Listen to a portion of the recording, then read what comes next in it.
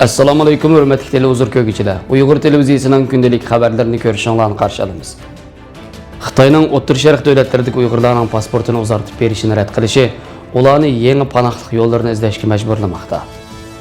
Kanada Xitoyga 16 tonna tibbiy mahsulot yordam qildi. Turkiya davlatining tantarbiya sohasida dunyoning eng jazbidor markaziga aylanayotganligini bildirdi. Turkiya va Germaniya soqchilari birlikda harakat olib berib, bir aldamchilar guruhini qo'lga tushirdi. Tövəndə dehqonlar xəbərlərimizdən təfsili məzmunlarda bo'lsin. Erkin Asiya radiosi xabarda Xitoyning 2016 va 2017 yillardan boshlab Saudiya Arabiston, Misr, Arab Birlashma Xalifaligi qatorliq O'rta Sharq davlatlaridagi Uyg'urlarga pasport yanglab berishni to'xtatishi bu davlatlardagi Uyg'ur o'quvchi va tijoratchilarni tijorat va o'qishni tashlab yangi bir bexatar panohlik makoni izlashga majbur qilgan. Chunki pasport vaqt to'shib ketib uzartilmasligi, yangi tug'ilgan bolalarga pasport ololmaslikdek bu ahvol muhojiratdagi nurg'un Uyg'urlarning davlat tavalliksiz qilishi, aniqsiz kelajakka mahkum bo'lishidek bir xavf ichida qolgan. O'rta Sharqdagi Uyg'urlarning yurtga qaytsa lagerlarga mahkum bo'lishi, qaytmasa pasport masalasiga taqalishdek bu xil aniqsiz kelajakka ularni yangi bir panohlik yo'l izlashga majburlamoqda. Erkin Asiya radiosining muxbiri shu munosabat bilan panohlik izlab Turkiya, Yevropa qatorliq davlatlarga kelgan ba'zi Uyg'urlarni ziyorat qilgan. Yaqında Germaniya kelib siyosiy panohlik tilgan İftixar Abdurashid ana shu Uyg'ur musofirlarining biri. Kichik vaqtida ota-onasi bilan Misrga chiqib, Azhar universitetida ilm tahsil qilgan İftixar Abdurashid keyingi yillarda yana 2 yil Saudiya Arabistonining Madina shahridagi Islom universitetida o'qigan. U 11 fevral muxbirning ziyoratini qabul qilib, o'zining nima uchun Madina Islom universitetiga o'qishni tashlab ketishga majbur bo'lganligini tushuntirib, Madina universitetidagi Uyg'ur o'quvchilarining ozayib ketishiga 2017 yil 7 oyning boshlarida yuz bergan Misrdagi tutqun qilish harakati, shundaqla Madina Islom universitetining o'z vaqtida chiqargan bir qarorining sabab bo'lganligi.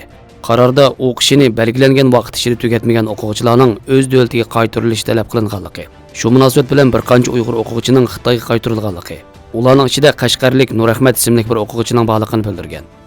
İftixar Abdurashidning oilasi Xitoyning siyosati sababli aniqsiz kelajakka duch kelib, yangi panohlik yo'l izlashga majbur bo'lgan O'rta Sharqdagi tipik Uyg'ur oilalarining biridir. Uning dadisi Qarmaydagi Maybuloq jurnalining sobiq mas'ul muharriri Abdurashid Niyaz 2007 yil Misrga berib 5 yildak pasportsiz yashashga majbur bo'lgan Uyg'ur ziyolisi.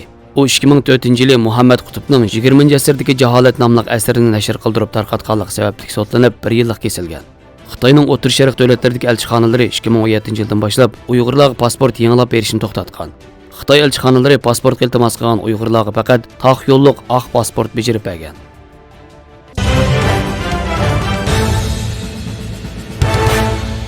Kanada hukumati ikkinchi qitim Wuhan virusi yuqumli ofati sababidan Xitoy qapsilib qolgan 188 nafar fuqarosini qaytarib keldi.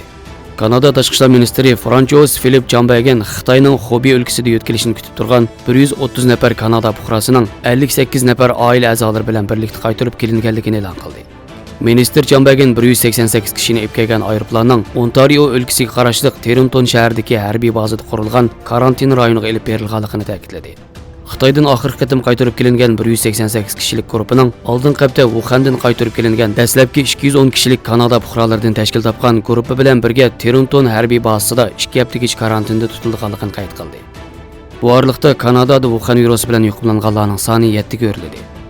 Sahiyya ministrligining sonliq ma'lumotlariga asoslanganda yuqumlanganlardan 4 kishi Ontarioda va 3 kishi British Columbia o'lkasida tutib turilmoqda. Kanada Xalqaro taraqqiyot ishlari ministri Karina Gold Wuhan virus ofatiga qarshi xizmatlarga yordam qilish uchun Dunyo sahiyya tashkilotiga 2 million yevro e'lon qilganligini e'lon qildi. Kanada yana Xitoyga 16 tonna qo'g'dig'ich tibbiy aslaha, kiyim, yuzga purkaydigan suyuqlik, maska va ko'zoynak qatorliq moddiy buyumlarni yo'llab bergan.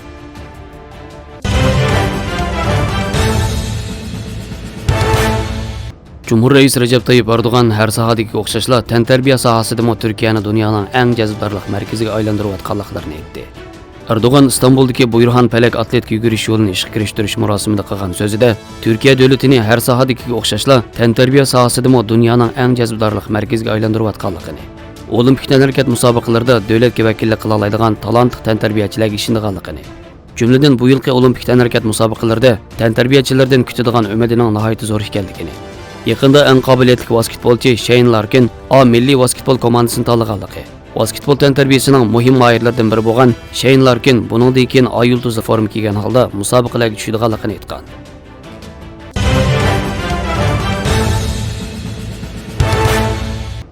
Türkiye bilan Germaniyani merkez qilgan telefon orqali aldamchilik qilish shaykisi Türkiye va Germaniya saqchilarining birlashma zarb berish harakati natijasida qo'lga tushirildi. Türkiye bilan Germaniyaning moliya ishlari sohasida elib borgan tunji qatimliq zarb berish harakatida bir xalqaro telefon orqali aldamchilik qilish shaykisi betishit qilindi. Türkiye ve Germaniyanı makan tutgan gumondorlarning Germaniya fuqarolariga yolg'on chaqirg'u markazidan telefon qilib, o'zlarini Germaniya saqchisi deb tanishtirganligi aniqlandi. Shaykaning ziyon yetkazish obyekti qilib tanlagan kishilarni paylab hayotlari va mol-mulklarining xavf ostida ekanligini aytib qo'rqitib, pullarini o'zlari orqali kapolat ostiga elishi lozimligini ta'kidlab oldiganligi dalillandi. Sabah gazetining xabariga qaraganda, gumondorlar kishilarning 3 million yevro pulini aldash usuliga tayinib cho'ntakka kirgizib olgan. İki devlet sakçılarının uçur almashtirish natijasida 40 gumondor Germaniyada, 36 gumondor Türkiye'de qo'lga tushirilgan. Xabarlarimizni ko'rganingizga rahmat. Ko'rishguncha omon bo'linglar. Xayr xo'sh, Allohga omonat.